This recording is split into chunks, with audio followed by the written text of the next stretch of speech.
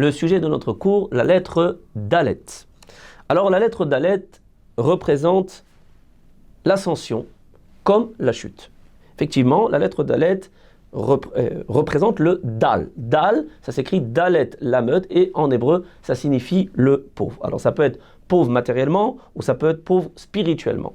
Mais d'un autre côté, Baruch Hashem, dans les Teilim Lamed 30, c'est marqué au début du psaume, Aromimcha Hashem ki dilitani. Je te louerai Hashem car tu m'as élevé. Dilitani, c'est aussi représenté par le Dalet, puisque c'est la première lettre en fait qui va composer ce mot, qui vient de la racine du mot dolé, dolé qui veut dire puiser. Tu m'as hissé, tu m'as levé, puiser aussi des forces qui étaient jusqu'à présent en potentiel. Donc le Dalet, en fait, il va y avoir dans cette lettre deux forces qui sont paradoxales. D'un côté, la chute, mais aussi d'un autre côté, l'ascension qui peut être de façon tout à fait surnaturelle. Regardez aussi, c'est intéressant, dans la forme du Dalet, on remarque que la forme du Dalet est exactement la même forme qu'une grue. Vous voyez ? Exactement la forme de la grue. Alors vous allez me dire, mais monsieur le rabbin, les grues, ça n'existait pas à l'époque. Eh bien, détrompez-vous, les grues, ça existe depuis que le monde est monde. Alors effectivement, à l'époque, ce n'étaient pas des systèmes aussi sophistiqués que les nôtres, ils n'étaient pas électriques, mais c'était des systèmes avec des poutres qui étaient comme ça, posées en transversale, un système de poulies avec des cordes, et aussi une grosse pierre, un petit peu comme l'idée de la grue qu'on a aujourd'hui, qui permettait, elle aussi, donc la grue, d'élever comme de descendre. Donc on retrouve aussi dans la forme de la lettre Dalet cette idée maintenant de chute ou d'ascension.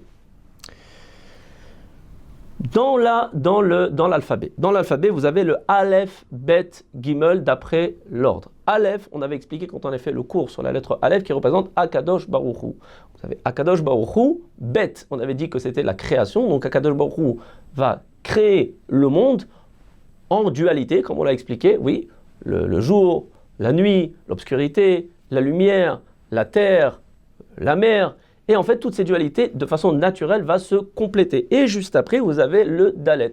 Cela vient en fait signifier que le Dalet, c'est quelque chose qui est, encore une fois, de surnaturel. Positivement ou négativement, que ce soit dans la chute ou que ce soit dans l'ascension.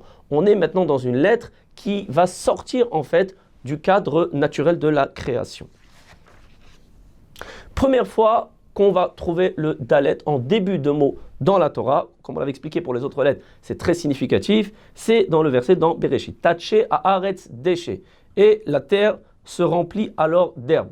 On parle ici de la création, et effectivement, l'herbe, on voit encore une fois cette caractéristique que c'est un zan, c'est un mine, c'est une espèce qui peut pousser très très vite, mais aussi qui peut faner très vite. Intéressant de voir que ça va dépendre en fait de l'eau qu'on va lui donner. Elle a besoin de beaucoup d'eau.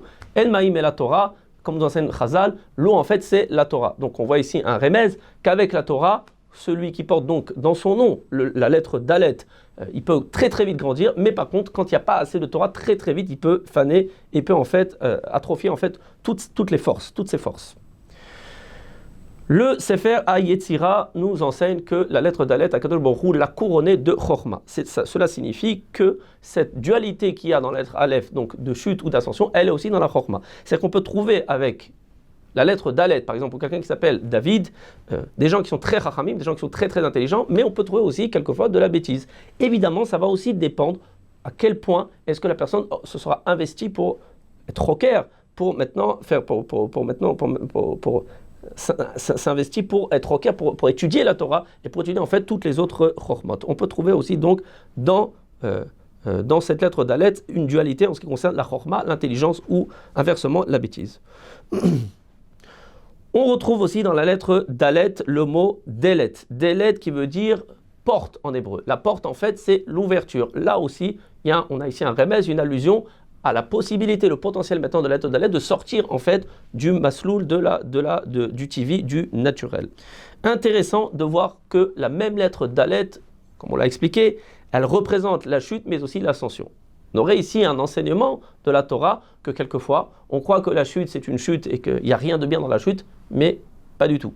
Le fait que la lettre Dalet représente la chute comme l'ascension, ça vient ici signifier que la chute en fait est pour mieux pouvoir remonter. Comme on dit en hébreu, Yerida letzorech aliyah, on descend pour pouvoir remonter. Ou il y a aussi une expression en français, reculer pour mieux sauter. L'épreuve qui est on peut dire qu'il y a une chute, oui, c'est quelque chose qui peut nous faire grandir. Alors c'est vrai que ça peut aussi nous faire dégringoler, c'est la raison pour laquelle, Khalila, on ne va jamais prier pour avoir une épreuve, on ne va jamais demander l'épreuve, on va même demander à Kadosh Baruch Hu d'éloigner de nous les épreuves. Mais une fois que l'épreuve elle est là, la chute elle est là, il faut savoir que cette chute on peut s'en servir pour grandir. À titre d'exemple, quelqu'un par exemple qui a des problèmes de Parnassa, vous avez les problèmes de Parnassa, c'est sûr qu'on ne les souhaite pas a priori, mais c'est quelque chose qui donne de l'humilité. Et pour acquérir la Torah, la première qualité qu'il faudra, c'est effectivement l'humilité. Donc vous voyez que quelquefois, la chute d'un point de vue matériel peut amener en fait à l'ascension d'un point de vue spirituel. Par rapport à, regardez, la lettre Gimel et la lettre Dalet. Alors comme on l'avait expliqué, parce qu'on avait fait un cours sur le Gimel, lui, il représente le Gomel, celui qui fait des actes de bonté, qui donne. Regardez comment le Gimel, il est tourné, il va vers le Dalet qui représente le Dal, le pauvre. Regardez, c'est très sympathique de voir ici les deux pieds du Gimel. Si vous regardez bien, on a l'impression vraiment que le Gimel, il marche vers le Dalet. C'est pas pour rien. Dans la Talmud, dans le traité Shabbat, la Gemara nous enseigne que cette forme et l'ordre en fait alphabétique vient en fait nous apprendre quelque chose. Que le Gomel Chassadim, celui qui fait la bonté, il ne doit pas attendre que le pauvre il vient vers lui. Il doit lui aller vers le pauvre pour lui demander de quoi il a besoin. Pour la bonne et simple raison que le Dal, que le pauvre, il a honte. Et on le voit aussi dans le fait que le Dalet, il tourne le dos au Gimel. Il ne veut pas lui montrer qu'il a besoin. Et même quelquefois, il va refuser. Si quelqu'un maintenant refuse, alors qu'a priori il a besoin d'aide, il faut savoir c'est pas qu'il refuse parce qu'il n'a pas besoin, il refuse parce qu'il a honte. Donc il va falloir trouver un moyen pour lui donner sans lui faire honte.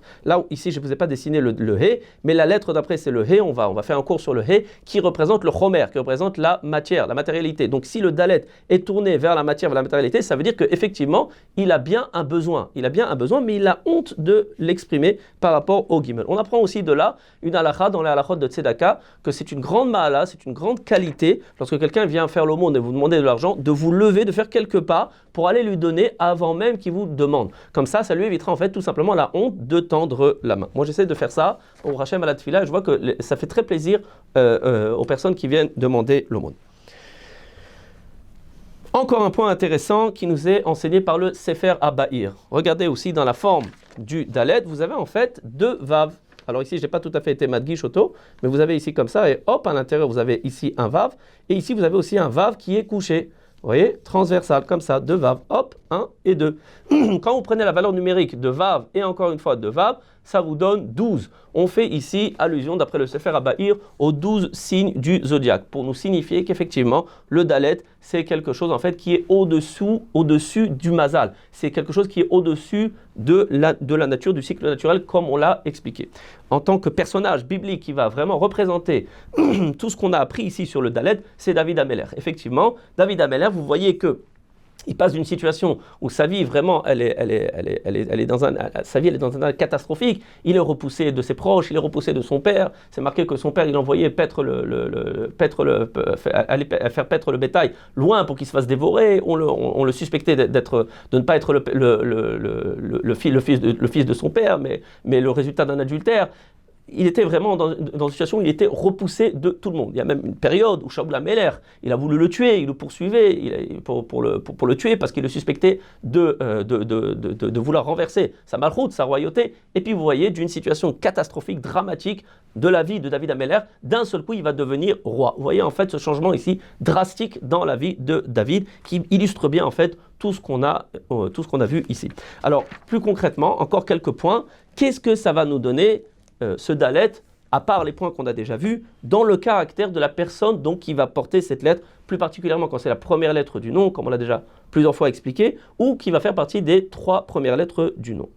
Dalet, Kosher, Irgun, ce sont des gens qui sont bien organisés. Samchut, ils sont autoritaires. Echletiut, ils sont décidés. Savlanut, ils sont patients. Atmada, c'est des gens qui sont réguliers. Irgun, ils savent bien s'organiser, on l'a déjà dit. Tirnoun, et c'est des gens aussi qui savent bien programmer les choses. Manigout, ce sont des dirigeants, comme on le voit là aussi dans le personnage de David Ameler, qui était le roi d'Israël. Ometzlev sont des gens qui sont courageux. Ça aussi, on le voit très très bien dans le caractère de David Ameler. Pour ceux qui ont étudié Shmuel, on voit que David Ameler, c'était quelqu'un d'extrêmement courageux. Il a affronté Goliath, il ne faut pas oublier, alors que tout le monde avait peur de lui. Simchat Raim, ce sont des gens qui sont joyeux.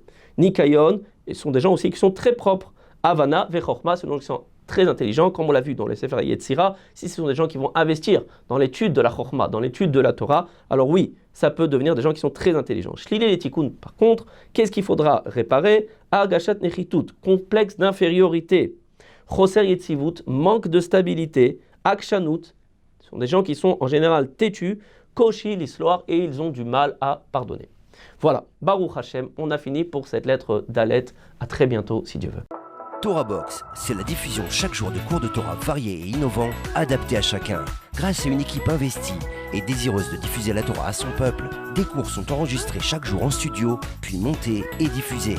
Avec des rabbinim de haut niveau, sur tous les sujets de la vie juive, paracha, pensée juive, halakha, couple, éducation, émouna, histoire juive. Et chaque semaine, une histoire exceptionnelle à raconter le Shabbat. De nouvelles émissions et débats innovants qui confrontent Torah et actualité. Des concepts de vidéos qui expliquent la halakha de manière ludique, divertissante et accessible. Et des programmes de Torah pour nos enfants. Torah Box, c'est du judaïsme sur mesure pour vous.